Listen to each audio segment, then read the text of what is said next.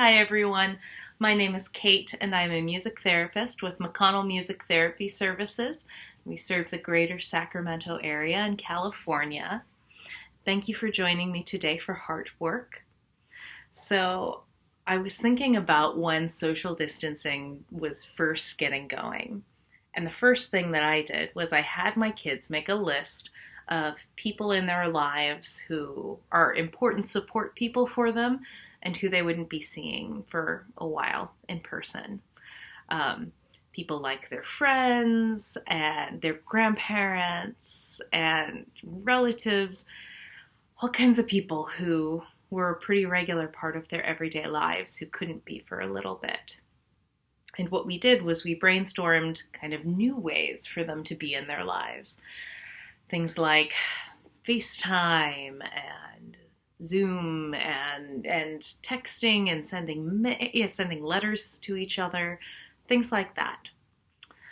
I didn't do the same thing for myself, partly because I am definitely an introvert, and I thought that my greatest challenge in all of this was going to be finding enough alone time, because I love my family.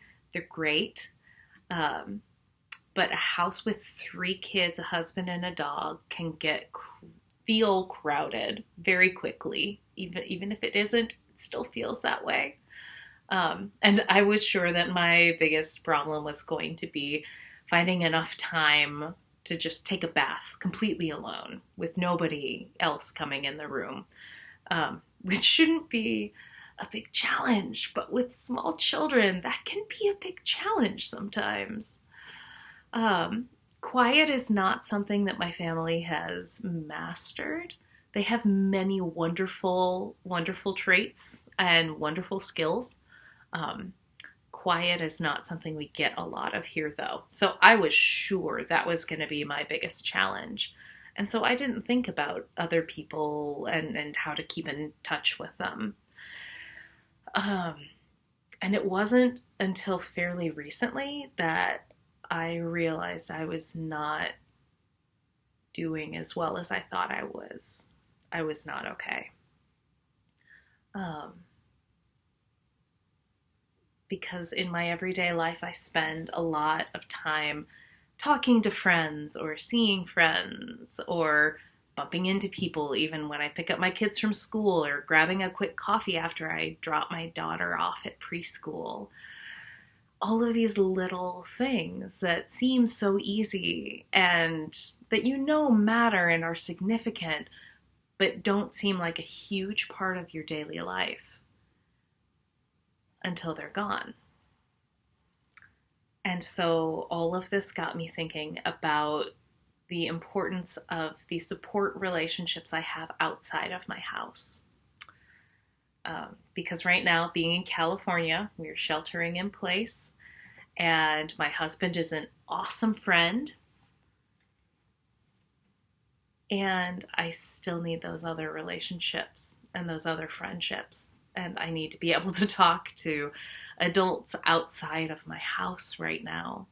And I hadn't realized how important those were until I started feeling really deeply just isolated and lonely. And so what I did is I started being more mindful about making contact with those friends. And it made a huge, huge difference to me. Just being able to reach out and vent. If I'm losing my mind because my daughter asked for her 4th snack in the span of 15 minutes, actually 14, but we'll round up here. Or like when one of my kids was late for a Zoom field trip because I could not, for the life of me, figure out how to get him signed on, and we were both stressing out about it. Or even just when I start thinking about the enormity of what everybody's going through right now and why we're sheltering in place and how uncertain a lot of this can be. That's really scary. And it's important to have support in those times. And there are times where, as great as my family is, they can't be all of the support that I need. And so I've been reaching out to those friends, and it takes being more mindful about things because we're not just casually bumping into people. It takes intention and focus and making sure that things happen and keeping people in your lives during these strange times. That can take a lot of different forms. That can be just texting somebody. It can be a Zoom girls' night in. It can be FaceTime or one of those phone calls that takes place wherever in your house you are not able to be heard by other people. In my house, it is the laundry room. Shh, don't tell anyone. Or you could even send out a text just saying, hey, I'm not okay right now. I need support. I need some backup. Because we all need that at some point in time. Whatever way works for you and your family and your life and your situation right now. What I would invite you to do is take a minute and think about one or maybe two people who are a big support to you in your regular life. These are not regular times, but the people who you really count on to find you when you feel lost.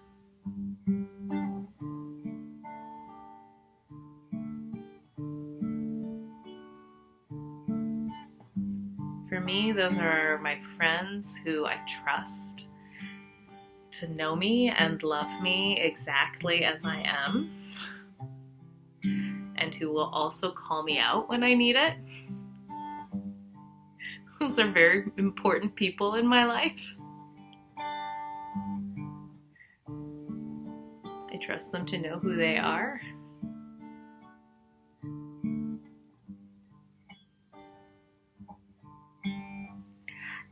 And I would like you then, now that you've got your person or your people, think about a way that you can connect with them and have them be a part of your regular life right now, even while things are strange.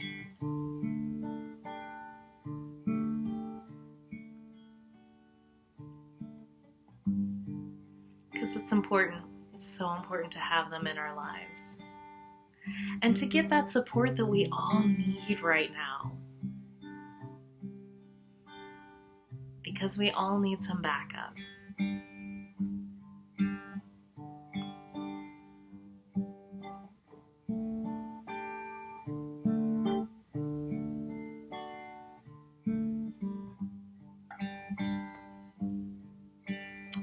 Again, it could be just about anything. It could even be standing across the street and waving if they're a neighbor. Airdropping baked goods. I like doing that. It's kind of a way of letting people know you're still there and supporting them.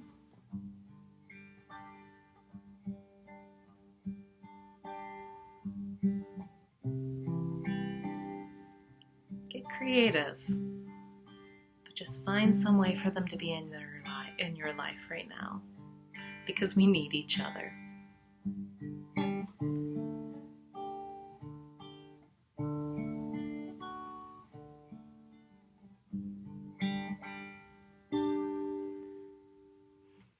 Thank you so much for joining me today on Heartwork.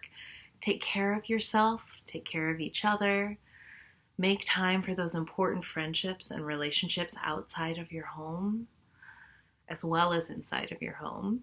And I hope that you join me again next time on Heartwork.